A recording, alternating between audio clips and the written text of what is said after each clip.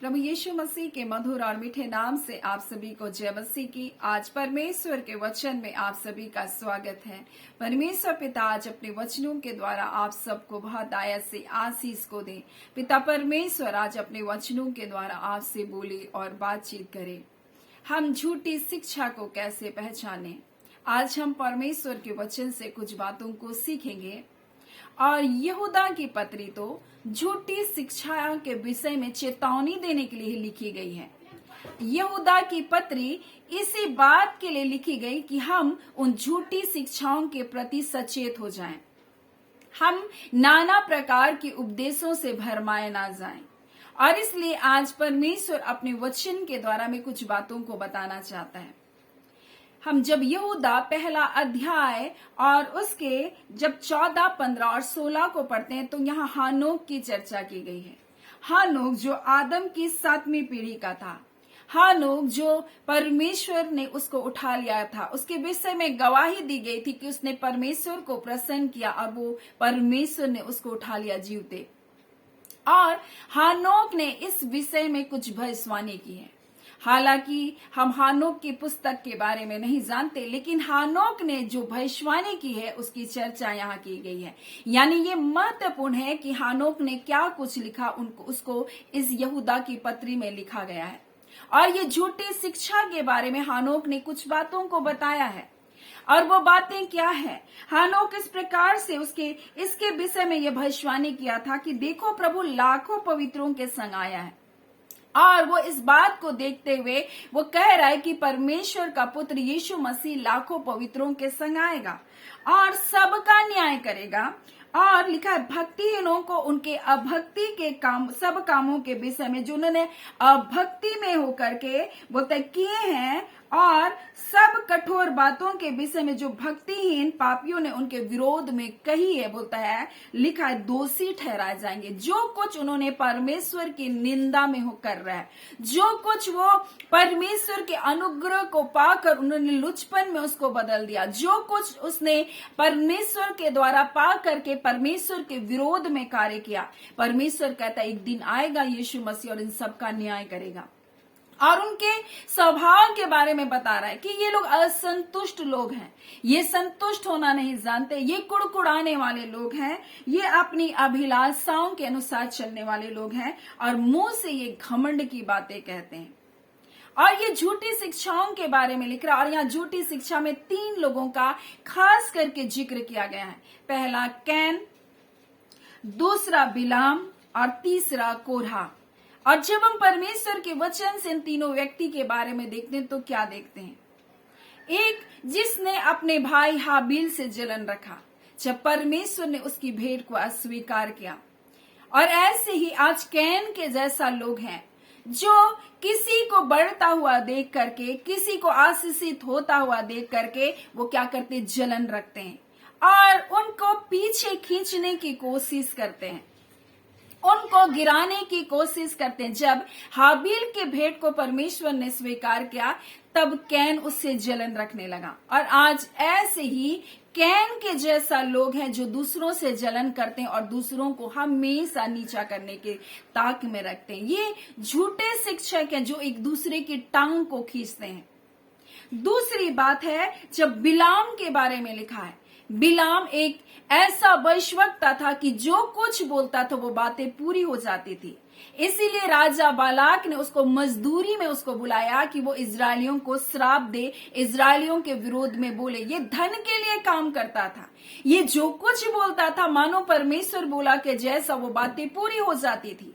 लेकिन ये मजदूरी के लिए अपने आप को बेच दिया और परमेश्वर के लोगों को श्राप देने के लिए मजदूरी में वो चला गया। आज ऐसे ही लोग भविष्यवाणी कैसे करेंगे? पैसे के लिए भविष्यवाणी करेंगे। और वो परमेश्वर ने यहाँ पर बिलाम को मना किया था कि तू मत जा, मेरे लोगों को श्राप मत दे, मेरे बच्चों को श्राप मत दे, क्योंकि जिसको परमेश्वर श्राप नहीं देता उसे तू क्या श्राप देगा। और लेकिन ये फिर भी चला गया।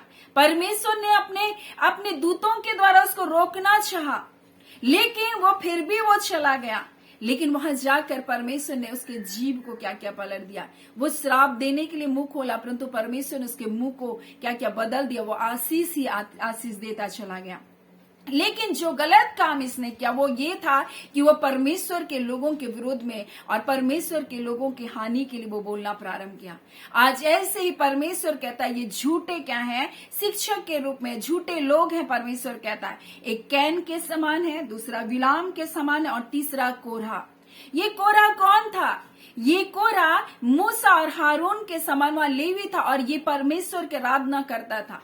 लेकिन जब इन्होंने देखा कि ये मूसा ये हारून लोग ही अगुवे हैं, तो इन्होंने चाहा हम भी अगुवे बनेंगे, क्या यही बड़े बने रहेंगे? और ये जो लोग हैं बड़ा बनने का प्रयत्न करते हैं और ऊंचा उठने का प्रयत्न करते हैं। ये क्या है? कोरहा के समान है। और परमेश्वर का वचन इस प्रकार से था, कोरहा के समान विरोध करके वो क्या हो गए? नष्ट हो गए। कैन की सी चाल ना चले बोलता है, और मजदूरी के लिए बिलाम के समान भ्रष्ट हो गए बोलता है, और कोरहा के समान विरोध करते हुए नष्ट हुए बोलता है। ये तुम्हारे प्रेम सभाओं में तुम्हारे साथ खाते पीते और समुद्र में छिपी हुई चट्टान सरीखे, ये बेधड़क अपना पेट भरने वाले बोलता है रखवाले हैं। ये निर्जल बादल हैं, ये हवा उनको उड़ा ले जाती है और उनके बारे में परमेश्वर कह रहा है ये झूठे शिक्षक के जैसा है। ये तुम्हारे बीच में रहेंगे बोलता है और दूसरों को बढ़ते देख करके उनके विरोध में काम करेंगे और अपने आप को किस प्रकार से कोरहा के जैसा वो क्या करेंगे? विरोध करेंगे ऊंचा उठने के लिए। और परमेश्वर का वचन क्या कहता है? ये झूठे भविष्यवक्ता के जैसा, बिलाम के जैसा काम करेंगे। और परमेश्वर कह रहा तुम इनसे सावधान रहना। और यहूदा की पत्री तो इसी बात की चेतावनी को हमें देता हुआ बता रहा है और कुछ बातों को परमेश्वर हमारे लिए बता रहा है जो बहुत ही महत्वपूर्ण है, जिससे आप जान सकते ये झूठा शिक्षक है कि नहीं। और हानो किसी बात के बारे में लिखा, ये लाभ के लिए मुंह देखी बड़ाई करेंगे। और परमेश्वर का वचन, नीति वचन उसका 27 उसका 2 में क्या कहता है? परमेश्वर का वचन, परमेश्वर का वचन कहता है तेरी प्रशंसा लोग करे तो करे, परंतु तू आप ना करना। दूसरे तुझे सराहे तो सराहे, परंतु तू अपनी सराहना ना करना। ये सबसे ज्यादा महत्वपूर्ण है जब आप इस बात को जान सकेंगे कि ये झूठे शिक्षक हैं कि नहीं। और इसके बारे में हानोक बता रहा और इसके बारे में यीशु मसीह ने भी बताया। जब आप यूहन्ना उसका 7वां अध्याय को पढ़ेंगे तब यीशु मसीह झोपड़ियों के पर्व में आराधनालय में आया और जब वो उपदेश को देने लगा तो यहूदी चकित होकर के कहने लगे इसे बिना पढ़े कैसे विद्या आ गई। परंतु यीशु ने उन्हें उत्तर दिया, मेरा उपदेश मेरा नहीं है, मेरे भेजने वाले का है। और यदि कोई उसकी इच्छा पर चलना चाहता है तो ये जान जाएगा कि लिखा, यदि कोई उसकी इच्छा पर चलना चाहे तो वह इस उपदेश के विषय में जान जाएगा। किस उपदेश के बारे में? कि वो परमेश्वर की ओर से है कि नहीं। आगे उसका चिन्ह बताया जा रहा है, लिखा है या परमेश्वर की ओर से है या मैं अपनी ओर से कहता हूं। जो अपनी ओर से कुछ कहता है वो अपनी बड़ाई चाहता है। जो अपनी ओर से कहता है वो अपनी बड़ाई चाहता है, परंतु जो भेजने वाले की बड़ाई चाहता है वही सच्चा है और उसमें अधर्म नहीं है। और यीशु मसीह की लोग तारीफ कर रहे हैं, इसमें इतनी विद्या कैसे आ गई? यीशु मसीह बोल रहे ये उपदेश मेरा नहीं है, ये उपदेश मेरे भेजने वाले का, मेरे परमेश्वर का उपदेश है। और इसलिए वो उन तारीफों से फूल नहीं गया, वो उन तारीफों से वो घमंड करने नहीं लगा। लेकिन आज जब लोग हमें तारीफ करते हैं तो हम फूल जाते हैं। मेरे प्रियो, शैतान जब आपकी बुराई करता है, जब निराश नहीं होते तब वो आपकी तारीफ भी करना प्रारंभ करता है, क्योंकि तारीफ आपके अंदर घमंड उत्पन्न करता है और घमंड से आपका पतन हो जाएगा। और यही वो झूठी शिक्षा है जिसमें लोग फंस जा रहे हैं। मनुष्य की तारीफ चाहिए उनको, मनुष्य की बड़ाई चाहिए, अपने स्वार्थ के लिए कार्य करने वाले लोग हैं। बिलाम के जैसा है जो धन के लिए, मजदूरी के लिए वो क्या क्या झूठी भविष्यवाणी कर रहा है। वो कैन के जैसा जो दूसरों को बढ़ते हुए देखकर जलन कर रहा है। वो कोरहा के जैसा है जो बड़ा बनना चाह रहा है। मेरे प्रियो, आज परमेश्वर बता रहा है यही वो झूठी शिक्षा है जो लोग अपने जीवन में क्या कर रहे हैं, पहचानना है अपने जीवन से कि ये झूठी शिक्षा है कि नहीं। मेरे प्रियो, हमको परखना है। परमेश्वर का वचन कहता है हमें न्याय तो नहीं करना, लेकिन परखना बहुत जरूरी है। वर्तमान समय में हम जिस समय में जी रहे हैं, कहीं ये अपनी तारीफ के लिए, अपनी बड़ाई के लिए तो नहीं कह रहा है, दिखावे के लिए तो सारी सेवकाई को नहीं बता रहा है। मेरे प्रियो, आज हमें परखने की जरूरत है, और यीशु मसीह यही बात को बता रहा है यहाँ पर, और कहता है यदि कोई उसकी इच्छा पर चलना चाहे तो वह इस उपदेश के विषय जान जाएगा कि यह परमेश्वर की ओर से है या नहीं, या अपनी ओर से कहता है। जो कोई अपनी ओर से कुछ कहता है वह अपनी बड़ाई चाहता है, परंतु जो अपने भेजने वाले की बड़ाई चाहता है वही सच्चा है। यीशु मसीह बोल रहा है जो अपने भेजने वाले की तारीफ चाहता है वही सच्चा है, क्योंकि यीशु मसीह ने हमारे प्राण बलिदान किया। और मैंने पिछले दिनों बताया, पौलुस कहता है कि पौलुस क्या है, अपुलोस क्या है, कैफा क्या है, बोल रहा है क्या हमने तुम्हारे लिए जान को दिया। कई बार लोग अपने अगुओं को लेकर बहुत घमंड करते हैं। हम इस ग्रोह से हैं, हम इस कलीसिया से, हमारा चर्च ऐसा, हमारा अगुआ ऐसा। ऐसा लोग घमंड करते। घमंड करना है तो परमेश्वर के ऊपर करे, उसके बेटे यीशु मसीह के ऊपर करे। अगर घमंड करना ही है तो परमेश्वर का वचन कहता है हमें उसकी बड़ाई करना है, परमेश्वर की तारीफ करना है। और हो सकता है मैं कल आपको परमेश्वर की तारीफ के विषय में कुछ बातों को बताऊं। आज हम इस बात को सीख रहे हैं कि हमें कैसे पहचाने कि हम झूठी शिक्षा कैसी है। जो झूठी शिक्षा देने वाले वो अपनी तारीफ को चाहेंगे, वो बड़ा बनने की कोशिश करेंगे, वो दूसरों की उन्नति से खुश नहीं होंगे, दूसरों की प्रशंसा से खुश नहीं होंगे। वो क्या करेंगे, वो मजदूरी लेकर के बिलाम के जैसा झूठे कार्य को करेंगे। मेरे प्रियो, इसलिए परमेश्वर का वचन यहूदा की पत्री में हमें बता रहा है ये असंतुष्ट है, कुड़कुड़ाने वाले, अपनी अभिलाषाओं के अनुसार चलने वाले और अपने मुंह से घमंड की बातें बोलने वाले और लाभ के लिए मुंह देखी बड़ाई किया करते हैं। लाभ के लिए ये मुंह देखी बड़ाई करते हैं। और इसीलिए परमेश्वर का वचन हमें यूहन्ना 7वां अध्याय में हमें बता रहा है कि अगर हम परमेश्वर की इच्छा पर चलने वाले हैं तो हम इस बात से जान जाएंगे। परमेश्वर का वचन कहता है कि ये परमेश्वर की ओर से है या अपनी ओर से कहता है, क्योंकि जो कोई अपनी बड़ाई चाहता है, परंतु बोलता है कि जो अपनी बड़ाई चाहता है परंतु जो अपने भेजने वाले की बड़ाई नहीं चाहता है, बोल रहा है वो क्या है, झूठा है। मेरे प्रियो, वो झूठा है, परंतु जो अपने भेजने वाले की बड़ाई चाहता है वही तो सच्चा है। आज हम किसकी बड़ाई चाह रहे हैं? क्या हम अपनी बड़ाई चाहने वाले लोग तो नहीं।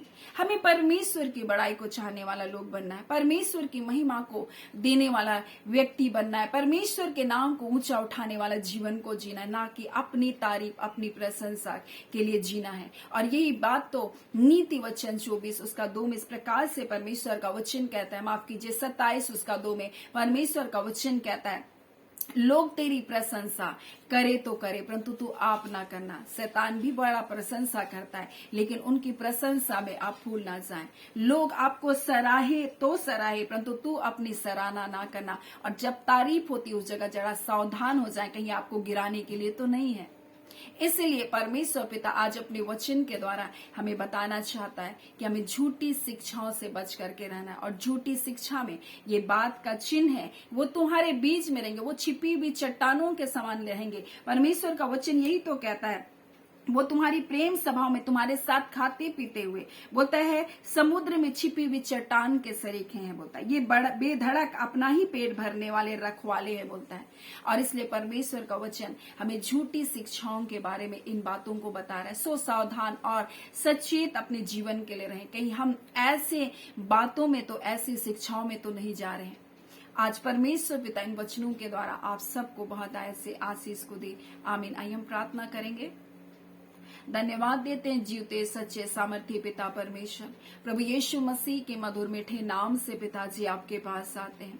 हम आपकी तारीफ, आपकी प्रशंसा, आपकी बड़ाई करते हैं पिता। आदर के योग्य, प्रशंसा के योग्य, महिमा के योग्य केवल और केवल खुदावन परमेश्वर आप हैं पिता। खुदावन परमेश्वर पिता प्रभु जी, हाँ पिता, यीशु की जब तारीफ की जा रही थी उसने कहा ये उपदेश मेरा नहीं परंतु मेरे भेजने वाले का है। हाँ पिता, उसने कहा तुम इस बात से जान जाओगे कि उपदेश किसकी ओर से है, क्योंकि जो अपनी प्रशंसा चाहता है रबांदा खाला रिबा शिकीरिया स्तननबा रिबादा बाशिंदरिया स्तननबा। हाँ पिता परमेश्वर, वही तो झूठा है प्रभु जी, परंतु प्रभु जो पिता आपकी बड़ाई को चाहता है वो सच है परमेश्वर, उसमें अधर्म नहीं करके आपने इस बात को अपने लोगों के जीवन में प्रकट किया। पिता आपका धन्यवाद देते हैं। खुदावन परमेश्वर पिता अपने सत्य के आत्मा के द्वारा अपने लोगों की अगुवाई करें। हाँ पिता, क्योंकि आप अपने बच्चों से यूं ही प्रेम बहुत करते खुदावन, और पिता आपने पिता परमेश्वर हर भलाइयों को आपके बच्चों के लिए रख दिया प्रभु, इसलिए किसी भी बात की चिंता ना करें, क्योंकि हम जानते हैं खुदावन परमेश्वर आप अपने बच्चों के लिए मुहैया कराने वाले परमेश्वर हैं। आप अपने बच्चों के लिए उपाय करने वाले परमेश्वर हैं पिता। आप अपने बच्चों के लिए उत्तम चारागाह को तैयार करते हैं पिता। आप अपने बच्चों को सुखदायी जल के झरने के पास ले चलने वाले परमेश्वर हैं। आप अपने बच्चों को परमेश्वर प्रभु जी सूखी भूमि में रहने नहीं देते पिता। ऐ खुदान, आप सूखी और ऊसर और पिता परमेश्वर निर्जल भूमि में जल की धाराओं को बहाने वाले परमेश्वर हैं। आप प्रेमी परमेश्वर हैं पिता, और जो पिता आपके हाँ पिता निकटता में बने हैं पिता परमेश्वर, उनका जीवन सूखा नहीं रह सकता पिता। ऐ खुदावन परमेश्वर, जो आत्मा सच्चाई से आपकी सेवा करते हैं पिता, ऐ खुदान परमेश्वर आप उनके जीवन को बढ़ाते हैं पिता, आप उन्हें आशीषित करते हैं खुदावन। हाँ पिता, इसलिए पिता परमेश्वर आपकी ओर अपने नजर को उठाने वाले हो सके।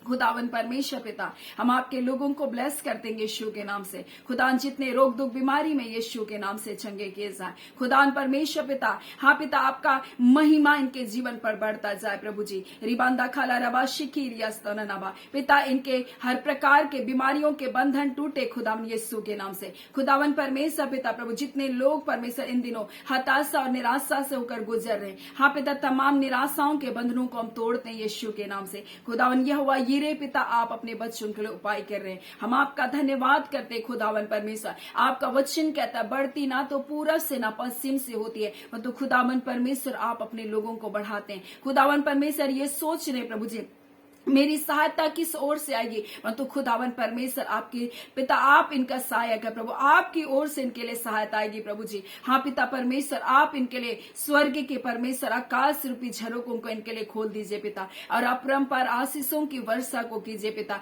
जिससे प्रभु इनका जीवन जो सूखा है प्रभु हरा भरा हो जाए। खुदा ने इस आशीष की हम घोषणा यीशु के नाम से आपके बच्चों के जीवन के लिए करते हैं। खुदा ये बढ़ते जाए दिनों दिन, हाँ आपकी आत्मा में बढ़ते जाए प्रभु जी, आपके प्रेम में बढ़ते जाए पिता, आपकी उपस्थिति में बढ़ते जाए खुदावन परमेश्वर पिता।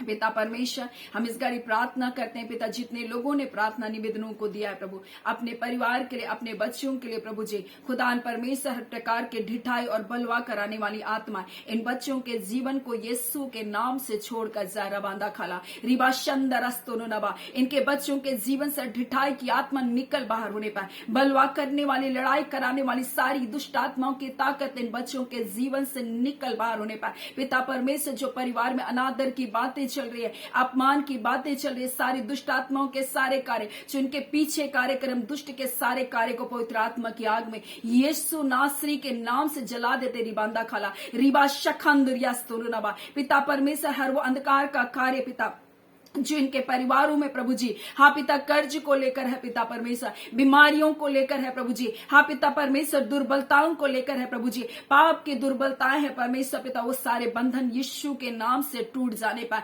खुदान परमेश्वर, जो इनके जीवन पर पाप ने कब्जा करके रखा, ये जो इन पाप के विचारों से निकल नहीं पा रहे, खुदान यीशु के नाम से ये पाप के विचार आज इनके जीवन को छोड़कर जा रहा है प्रभु। हाँ पिता, जो गलत बातों की और उनके मनों को लेकर जाता है, हाँ पिता परमेश्वर बुराई की और उनके मनों को लेकर जा रहा है, आज यीशु के नाम से सारे बंधन को हम तोड़ते हैं। जो लोभ और लालच को प्रभु किसी के दूसरे की हानि को लेकर जा रहा है, आज हम उस बंधन को यीशु के नाम से तोड़ देते हैं। खुदावन परमेश्वर पिता आपका धन्यवाद, आपने अपने लोगों से बोला और बातचीत किया, अपने लोगों को छुटकारा दिया। प्यारे पिता परमेश्वर, इस यूट्यूब फैमिली में प्रतिदिन जुड़ते उनके परिवार को ब्लेस करते, उनके घर घराने में आपकी आशीष, आपका सुरक्षा, आपका अनुग्रह की दृष्टि निरंतर बनी रहे। पिता परमेश्वर, दिनों दिन आत्मिक जीवन में मजबूत होते जाए, स्वस्थ और भला चंगा जीवन को पाकर आपकी महिमा करते चले जाए। धन्यवाद देते हैं प्यारे पिता, आपने प्रार्थना सुन लिया है। प्रार्थना आपके बेटे यीशु के नाम से मांगते हैं, दया सुने अनुग्रह से ग्रहण कर लीजिएगा।